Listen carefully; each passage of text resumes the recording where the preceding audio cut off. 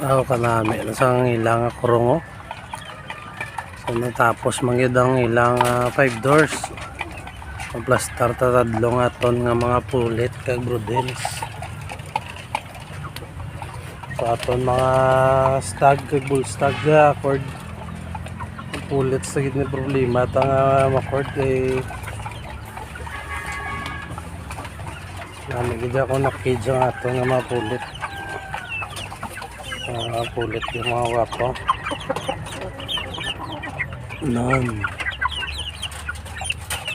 negra atong mga bagong stag ay mga pulit pangkalaan na pulits so, mga ang kutob sa nakage ng stag kag bull stag mga pasparing. Okay, good morning lang sa tanan.